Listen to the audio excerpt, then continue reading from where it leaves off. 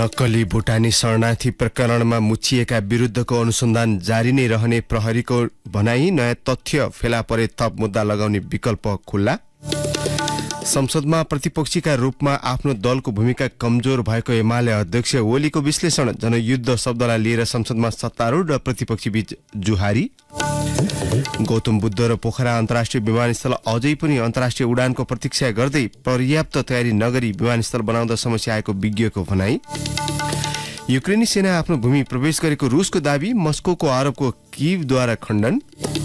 र English premier league फुटबलको पछिल्लो खेलमा रेलिगेसन जोनमा रहेको लेस्टर सिटी र न्यूकासल युनाइटेड बीच बराबरी। नमस्कार, कान्तिपुर डायरीका साथमा साथी पूजनी र म अनिल। समाचार अब विस्तारमा। नेपालीलाई नक्कली भुटानी शरणार्थी बनाएर अमेरिका पठाउने प्रपञ्च गरेको आरोपमा 33 जना विरूद्ध मुद्दा चलाउनु पर्ने निष्कर्ष प्रहरीले निकालेको छ। अहिले राज्य विरुद्धको अपराध, संगठित अपराध र ठगीमा मुद्दा चलाउन सिफारिश गरेको प्रहरीले अनुसन्धान भने जारी राख्ने भएको छ। नयाँ तथ्याङ्क फेला परे मुद्दा थप्ने र नयाँ व्यक्ति जोडिए मुद्दा लगाउने विकल्प खुला राखेको छ। प्रहरीले पूर्व उपप्रधानमन्त्री र पूर्व गृहमन्त्री सहित हिरासतमा रहेका 16 र फरार 17 जना विरूद्ध मुद्दा चलाउन सिफारिश गरेको हो। संगठित अपराध सम्बन्धी कानूनको दफा 22 मा अभियोग पत्र दायर भइसकेपछि सोही अपराधका सम्बन्धमा थप व्यक्ति विरूद्ध मुद्दा दायर गर्न वा त्यसरी मुद्दा दायर भइसकेको अभियुक्त विरूद्ध थप अभियोग पत्र दायर गर्न सकिने कानूनी व्यवस्था छ। शरणार्थी प्रकरणमा प्रहरीले यही दफा आकर्षित हुने गरी राय पेश गरेको हो। सार्वजनिक पद धारण गरेका पूर्व र बहालवाला आरोपित विरूद्ध अख्तियार दुरूपयोग अनुसन्धान आयोग मार्फत भ्रष्टाचार र अन्यका हकमा सम्पत्ति शुद्धिकरण अनुसन्धान विभाग मार्फत थप अनुसन्धानका लागि लेखी पठाउन पनि सिफारिश गरिएको छ। करिब 2 महिना लामो अनुसन्धान टुंग्याएर प्रहरीले राय सहितको प्रतिवेदन हिजो सरकारी वकिलको कार्यालय काठमाडौँमा बुझाएको छ। राजकाजमा संलग्न रहिसकेका उच्च पदस्थमाथि राज्य विरुद्धको अपराध जस्तो गम्भीर मुद्दा चलाउन गरिएको यो सिफारिश 2046 को राजनैतिक परिवर्तन पछिकै पहिलो हुन सक्ने अनुसन्धानमा संलग्न एक प्रहरी अधिकारीले बताएका छन्। वरिष्ठ अधिवक्ता शम्भु थापाले पनि 2046 यता शासन प्रशासन र राजकाजमा सामेल भइसकेका व्यक्तिलाई राज्य विरुद्धको अपराधमा मुद्दा चलाउन प्रहरीले गरेको सिफारिश आफ्नो नोटिसमा पहिलो पटक आएको बताउनुभयो। काठमाडौँ प्रहरी प्रमुख एसएसपी दानबहादुर कार्कीले नक्कली भुटानी शरणार्थी प्रकरणमा आरोपित विरूद्ध वस्तुनिष्ठ तथ्य र प्रमाण अनुसार राष्ट्रहित प्रतिकूल संगठित अपराध र ठगी सम्बन्धी कानूनका दफा बमोजिम मुद्दा चलाउने गरी सरकारी वकिलको कार्यालयले राय दिएको बताउनुभयो।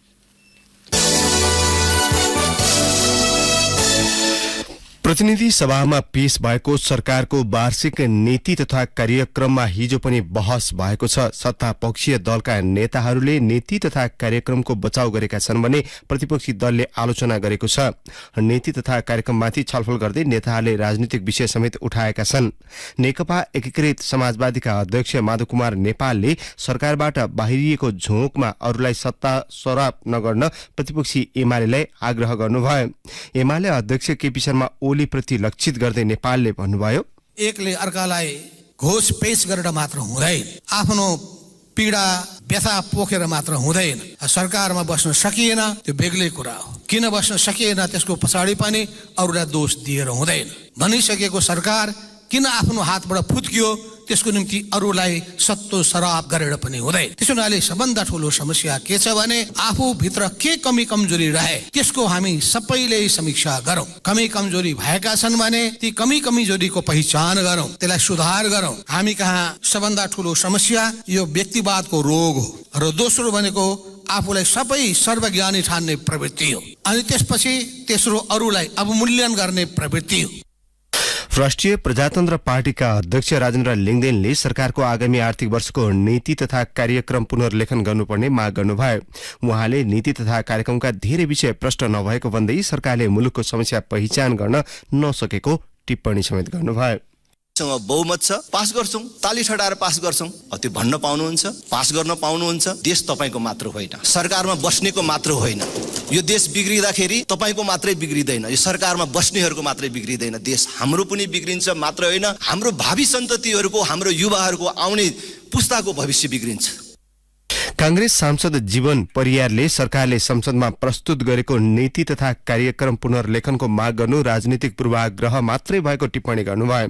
उहाँले एकअर्कालाई दोष दिँदा महत्वपूर्ण विषय छुट्न सक्नेतर्फ सचेत गराउनुभयो। एकले अर्कालाई लाञ्छित गरेर, एकले अर्कालाई अपशब्द प्रयोग गरेर हामीले अब देशको विकास गर्न सक्दैनौं। जनताले हामीलाई प्रत्यक्ष रूपमा हामीले यो संसदमा बोलेका कुरा लाइभ हेरिरहेका छन्, संसदमा के कुरामा बहस भइरहेको छ भनेर। यसैबीच प्रतिपक्षी दल राष्ट्रिय स्वतन्त्र पार्टीका सांसद डोल प्रसाद अर्यालले नीति तथा कार्यक्रम पुनर्लेखन नै गर्नुपर्ने अवस्था भने नआएको बताउनुभयो। विषयमा केन्द्रित भएर संसदभित्रै बहस चलाउनु पर्ने उहाँको भनाइ छ। पुरै कामै नलाग्ने, खारेजै हुनुपर्छ भन्नु अतिशयोक्ति हुन्छ भन्ने मलाई लाग्छ। पक्कै पनि नीति तथा कार्यक्रम हेर्दा कतिपय बुँदाहरूले आकाशको फल झाडिदिन्छु भन्ने आश्वासन दिएको भान हुन्छ भने कतिपय तथ्यहीन वर्णन लाग्दछन्, साथै कति जनताको नजरलाई भ्रममा राख्ने प्रोपगान्डा। यति लाग्दा लाग्दै पनि एक जिम्मेवार जनप्रतिनिधिका रूपमा यस उल्लेखित नीति तथा कार्यक्रमका बुँदाहरूमा सुधार र सोही अनुरूप कार्ययोजना बनाई कार्यान्वयन गर्न सके केही जनहितकारी कार्य हुन सक्ने आशाका साथ आफ्ना भनाइहरू राख्दछु। यसैबीच संसदमा नीति तथा कार्यक्रममाथि बहस भइरहँदा दुई कम्युनिष्ट पार्टीका नेताहरूले माओवादीले भन्ने गरेको जनयुद्ध शब्दलाई लिएर आरोप प्रत्यारोपमा उत्रिएका छन्। एमाले सांसद योगेश भट्टराईले नीति तथा कार्यक्रमको पहिलो बुँदामै असहमति जनाउनुभयो। आज मेरा केही प्रश्न नेपाली कांग्रेसहरू प्रति छ। पहिलो, यो सम्बोधनको पहिलो नम्बर बुँदामा हाम्रो असहमति छ सभामुख महोदय। यहाँ विगतमा भएका आन्दोलनहरूको व्याख्या गर्दै जनयुद्ध भन्ने शब्द पनि यहाँ उच्चारण भएको छ। सभामुख महोदय, यो विषयमा संविधान सभामा पर्याप्त बहस भएको हो। संविधान सभाका मान्य सदस्यहरू पनि आउनुहुन्छ। 72 सालको संविधानपछि नेपालका कुनै पनि सरकारी दस्तावेजहरूमा यो शब्द उल्लेख भएको छैन। पहिलो पटक प्रधानमन्त्री पुष्पकमल दाहालजीले यो शब्द राष्ट्रपतिको मुखबाट वाचन गर्न लाउनु भएको छ। लगत्तै रोस्टममा पुगेका माओवादी केन्द्रका सांसद देवेन्द्र पौडेलले भट्टराईको अभिव्यक्तिप्रति आपत्ति जनाउनुभयो। माओवादीको सशस्त्र युद्ध अन्त्य गरी बृहत शान्ति सम्झौता हुँदै शान्ति प्रक्रियामा आएको विषय उठाउँदै उहाँले भन्नुभयो, यो माछा युद्ध थियो, भालु युद्ध थियो, जंगलका अर्नाहरू लडेका थिए कि रुख ढुङ्गाहरू लडेका थिए? मान्यजी डिक्सनरी पढाएर हेर्नु होला। मानिसले लडेको युद्धलाई कि जनआन्दोलन भनिन्छ कि जनयुद्ध भनिन्छ? मानिसका छोराहरूले लडेको युद्ध थियो।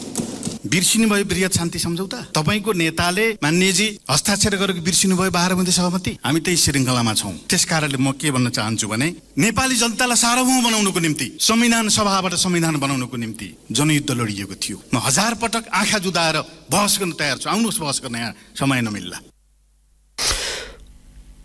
यस्तै माओवादी केन्द्रका अर्का सांसद माधव सापकोटाले परिवर्तनका लागि भएको आन्दोलनमाथि टिप्पणी गर्न नमिल्ने तर्क गर्नुभयो। सांसद सापकोटाले भन्नुभयो, बालाई खुसी पार्न आफ्नो निष्ठा बन्दगी राखेर व्यङ्ग्य गर्ने बैगुनी कमरेडलाई म भन्न चाहन्छु, जनयुद्ध त्यो महान क्रान्ति थियो र म गर्वका साथ यो रोस्टमबाट जनयुद्ध जिन्दाबाद भन्न चाहन्छु। बीपी कोइरालाको महेन्द्रसँग निकै ठूलो टकरा पर्ने बेलामा उहाँले एक दिनको डायरी यति मात्रै कोटेसनमा लेख्नु भएको रहेछ। हुन त ज्ञान पनि पूर्ण त हुँदैन, तर पनि नियतिमा भन्दा ज्ञानमा नै बढी निर्भर रहनु पर्दछ जिन्दगी भनेर बीपी कोइरालाले आफ्नो एउटा डायरीमा लेख्नु भएको रहेछ। म यसपटक बैगुनी कमरेडलाई बीपी को यो डायरी अध्ययन गर्न अनुरोध गर्दछु। नीति तथा कार्यक्रममाथि आज पनि प्रतिनिधि सभामा छलफल हुँदैछ। यसैबीच राष्ट्रिय सभामा पनि नीति तथा कार्यक्रममाथि छलफल सुरु भएको छ।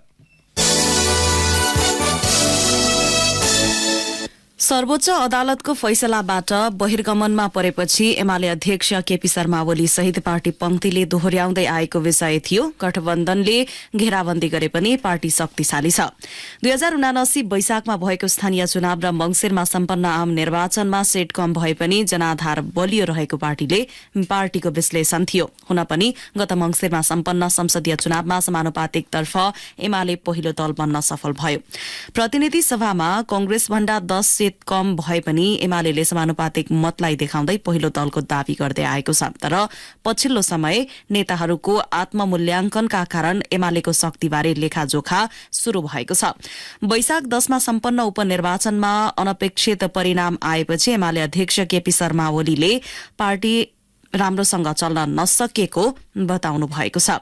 हालै सम्पन्न केन्द्रीय कमिटी बैठकमा प्रस्तुत राजनैतिक प्रतिवेदनमा पनि अध्यक्ष ओलीले पार्टीको अवस्थाबारे विश्लेषण गर्नुभएको छ। एमालेलाई सत्ता गठबन्धनको विकल्पका रूपमा प्रस्तुत गर्दै आएका ओलीले उपनिर्वाचन परिणामले त्यस्तो नदेखाएको उल्लेख गर्नुभएको छ। प्रतिवेदनमा भनिएको छ एमाले उपनिर्वाचनमा संख्यात्मक क्षति बेहोर्नु नपरेको भए पनि चितवन 2 र तनहु 1 मा पार्टीको मतमा उल्लेखनीय कमी आउनु चिन्ताजनक विषय हो।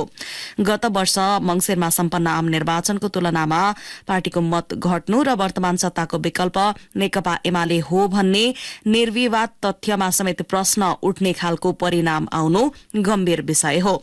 तनहु 1 मा एमाले उम्मेद्वारले अघिल्लो पटक पाएको मतको 40% पनि ल्याउन सकेनन् भन्ने चितवनमा पनि केही मत घटेको थियो। संसद बैठक शुरू भए लगत्तै एमाले संसदीय दलको बैठकमा अध्यक्ष ओलीले संसदमा समेत उपस्थिति कमजोर भएको भन्दै असन्तुष्टि पोख्नु भएको थियो। राजनीतिक विश्लेषक एवं प्राध्यापक कृष्ण पोखरेलले उपनिर्वाचनले एमालेका कमजोरीलाई झनै प्रष्ट पारेको बताउनुभयो। पोखरेलले भन्नुभयो एमाले समानुपातिक मतलाई आधार बनाएर ठूलो दलको भाष्य निर्माण गरेको थियो। आम निर्वाचनमा समानुपातिकमा बढ़ी मत ल्याएको पनि हो, तर उपनिर्वाचनले उसको कमजोरीलाई उजागर गरेको छ। उपनिर्वाचनको परिणामले स्थापित दलहरू त्यसमा पनि एमालेमाथि झनै ठूलो दबाव छ।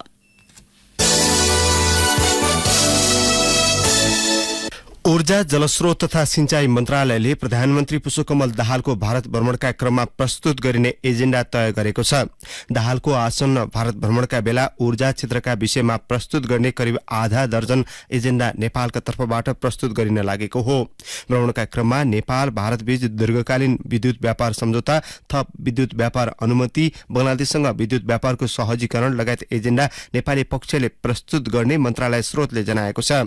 नेपालले विशेष गरी भारतीय बजारमा बिक्री गर्दै आएको बिजुलीको नवीकरण प्रत्येक वर्ष गर्नुपर्ने व्यवस्था छ, तर त्यसमा नेपालले दीर्घकालीन सम्झौताको प्रस्ताव गर्नेछ। यसको अवधि 25 वर्षसम्मको हुने जनाइएको छ।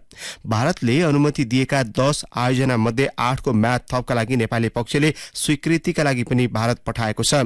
यसरी वर्षेनी म्याद थपका लागि सुरुवाती चरणबाटै प्रक्रिया गर्नुपर्ने हुँदा दुवै पक्षलाई झन्झट हुनाले दीर्घकालीन रूपमा 25 वर्षीय सम्झौताको तयारी गरिएको हो। भारतले 25 दीर्घकालीन अनुमति दिए यो पटक आयोजनाको स्वीकृतिका लागि भारत पठाउनु पर्दैन। भ्रमणका अवसरमा नेपाल बंगलादेश विद्युत व्यापारको ब्रेक थ्रू हुन सक्ने पनि मन्त्रालय स्रोतले उल्लेख गरेको छ।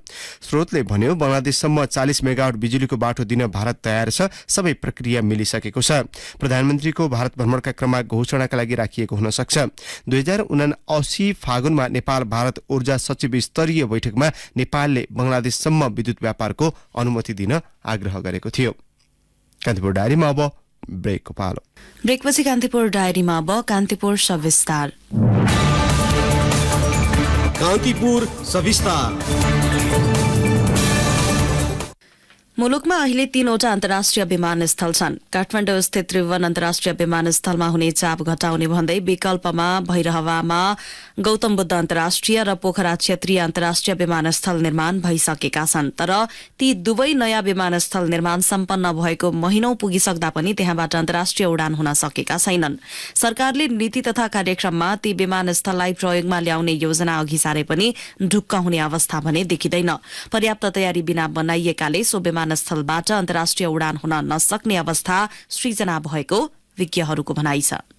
सन् 2022 को 16 मे अर्थात गत वर्षको जेठ 2 गतेबाट भैरवा स्थित गौतम बुद्ध अन्तर्राष्ट्रिय विमानस्थल सञ्चालनमा आयो। गौतम बुद्ध अन्तर्राष्ट्रिय विमानस्थल सञ्चालनमा आएसँगै त्रिभुवन अन्तर्राष्ट्रिय विमानस्थलको विकल्पको रूपमा चित्रण गरिएको थियो। विमानस्थलबाट सञ्चालनकै दिन जजिरा एयरलाइन्सले कुवेत भैरवा कुवेत उडान भरेको थियो, तर त्यसयता सो विमानस्थलबाट कुनै पनि अन्तर्राष्ट्रिय उडान भएको छैन। सँगैको राष्ट्रिय विमानस्थलबाट हुने आन्तरिक उडानको भरमा विमानस्थलले खर्च चलाउँदै आएको भए पनि विमानस्थल घाटामा छ। विज्ञहरूका अनुसार अन्तर्राष्ट्रिय विमानस्थलको सञ्चालन खर्च वार्षिक 80 करोडदेखि 1 अर्बसम्म हुने देखिन्छ। तर आन्तरिक उडान मार्फत वार्षिक 40 देखि 60 करोडको हाराहारी खर्च उठ्ने गरेको सरकारी अधिकारीहरूको भनाइ छ। त्यसैले विमानस्थललाई नाफामा लैजान अन्तर्राष्ट्रिय उडानको विकल्प छैन। अन्तर्राष्ट्रिय विमान कम्पनीहरूलाई सो विमानस्थलमा आकर्षित गर्न नेपाल नागरिक उड्डयन प्राधिकरणले के कस्तो काम गरिरहेको छ भन्ने प्रश्नमा सहप्रवक्ता ज्ञानेन्द्र भुलले भने, सञ्चालन भएको 1 वर्षमा हामीले ल्यान्डिङ पार्किङ चार्जहरू हामीले 100% फ्री गरेका थियौँ र त्यहाँबाट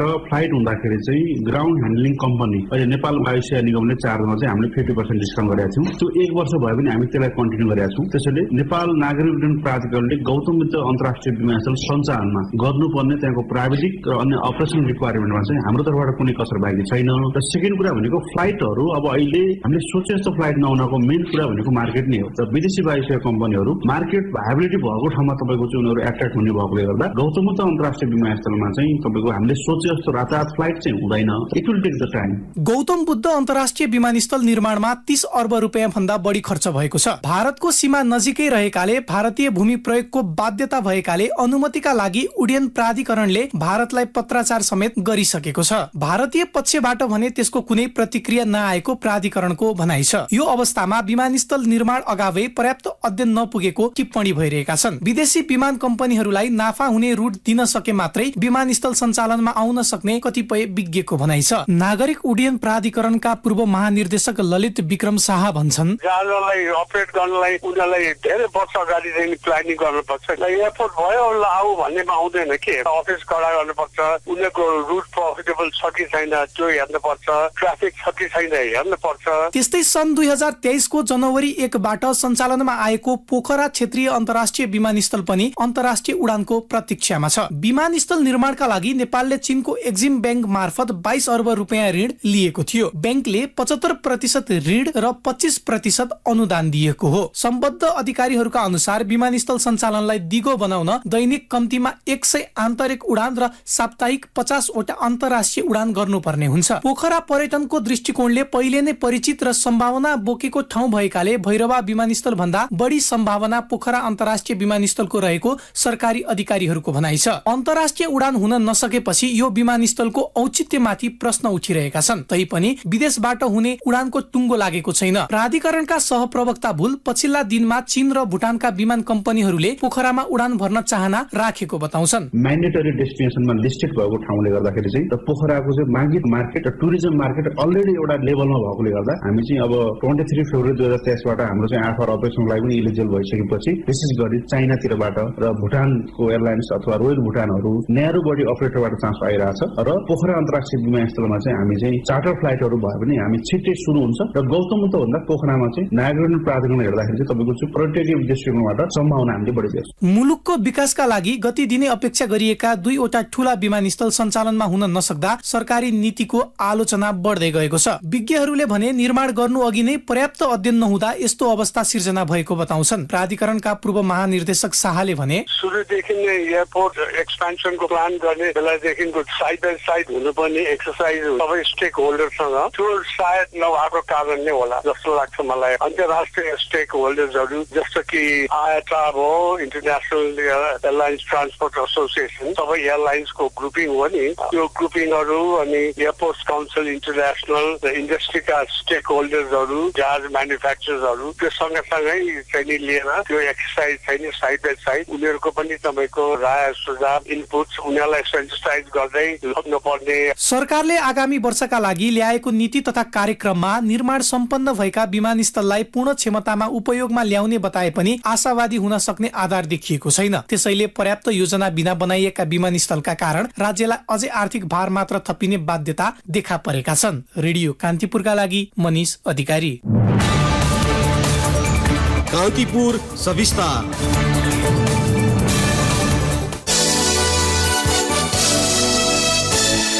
चिकित्सा विज्ञान राष्ट्रिय प्रतिष्ठान न्याम्स अन्तर्गत 438 रेजिडेन्ट आवासीय चिकित्सकले 3 महिनादेखि बाँकी रहेको मासिक निर्वाह भत्ता पाएका छन्। उनीहरूले 3 महिनाको निर्वाह भत्तासँगै 1 महिनाको तलब बराबरको पर्व भत्ता समेत पाएका छन्।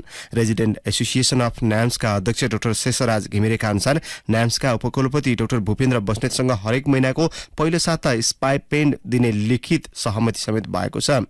अध्यक्ष डाक्टर घिमिरेले भन्नुभयो, सबै रेजिडेन्ट चिकित्सकले 3 महिनाको तलब 1 महिना बराबरको पर्व भत्ता समेत पाएका छन्। यस्तै हरेक महिनाको पहिलो साताभित्र तलब दिने लिखित सहमति समेत उपकुलपतिसँग भएको छ।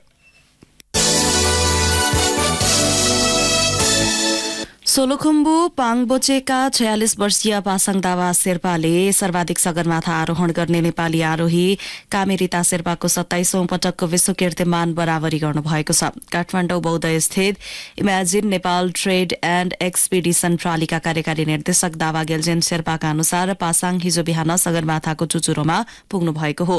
उहाँ कामेरिताकै हाराहारीमा सबैभन्दा बढ़ी पटक सगरमाथा आरोहण गर्ने विश्वकै दोस्रो व्यक्ति बन्नुभएको छ।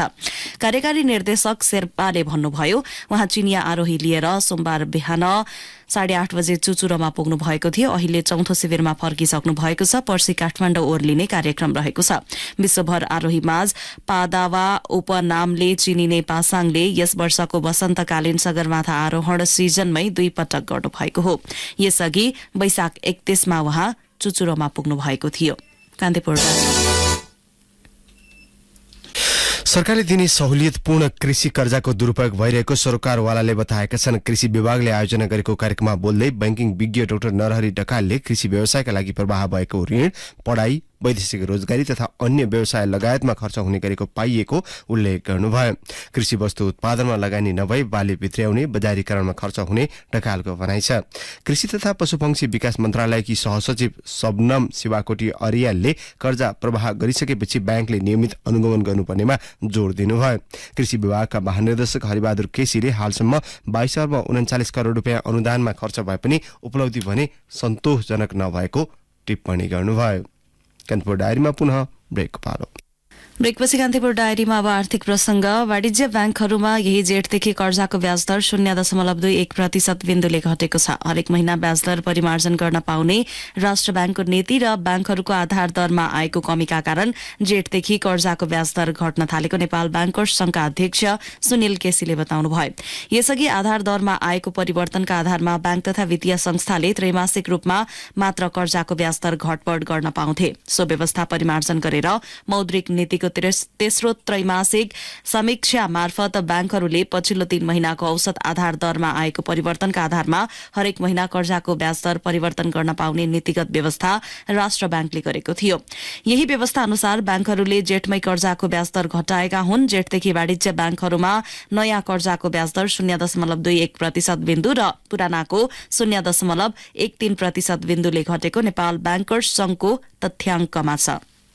3 वर्ष अघि नै नेपालका 77वटै जिल्लामा विस्तार भइसकेको भनिएको नेपालको 4G मोबाइल सेवामा हालसम्म 45% जनसंख्या मात्रै समेटिएको अन्तर्राष्ट्रिय दूरसञ्चार संघ ITU को पछिल्लो अध्ययनले देखाएको छ। नेपाल दूरसञ्चार प्राधिकरणको तथ्याङ्कमा भने गत फागुनसम्म नेपालमा 1,94,88,000 अर्थात् 66.82% 4G प्रयोगकर्ता थिए।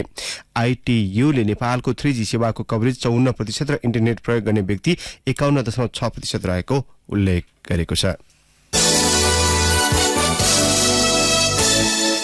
अब अन्तर्राष्ट्रिय प्रसंग। युक्रेनी सेना आफ्नो भूमि बेलगोरोडमा प्रवेश गरेपछि भिडन्त भएको रुसले दावी गरेको छ। बेलगोरोड क्षेत्रमा गभर्नरले आफ्नो क्षेत्रमा युक्रेनी सेना प्रवेश गरेको दावी गरेका छन्। युक्रेनले भने रुसी आरोपको खण्डन गरेको छ। आफ्ना सुरक्षाकर्मी रुसी क्षेत्र प्रवेश नगरेको युक्रेनी भनाइलाई उद्धृत गर्दै बीबीसीले जनाएको छ।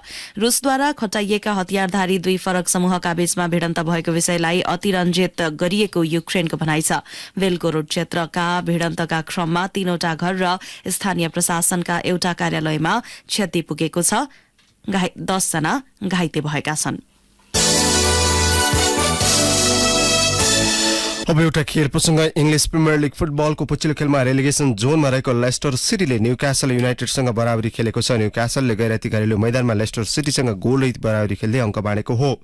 खेलमा अधिकांश समय बल पोजिसन आफ्नो पक्षमा पारे पनि न्यूकासलले गोल गर्न भने सकेन। बराबरीसँगै दुवै टोलीले 1-1 अङ्क बाँडेका छन्। न्यूकासल 70 अङ्क जोडेर तेस्रो स्थानमा छ। न्यूकासल म्यान्चेस्टर युनाइटेड भन्दा 2 अङ्कले अघि छ। म्यान युनाइटेड चौथो स्थानमा छ। न्युकासलले अब लिगको अन्तिम खेल मे 28 मा चेल्सीसँग खेल्नेछ। यता रेलिगेसन जोनमा रहेको लेस्टर सिटीको 31 अङ्क भएको छ। लेस्टरले अन्तिम खेल वेस्ट ह्यामसँग खेल्दै लिग टुङ्ग्याउनेछ। इङ्ग्लिस प्रिमियर लिगको उपाधि पनि यसअघि नै म्यान्चेस्टर सिटीले उचालिसकेको छ।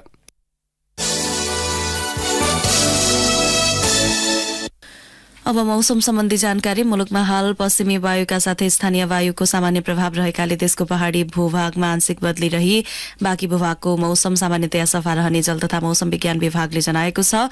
कोशी, बागमती र गण्डकी प्रदेशका पहाड़ी भेगका केही स्थानमा हल्का वर्षाको सम्भावना रहेको छ। केही बेर अघि 17 डिग्री सेल्सियस मापन गरिएको काठमाडौँ उपत्यकाको अधिकतम तापक्रम आज 25 डिग्री सेल्सियससम्म पुग्नेछ।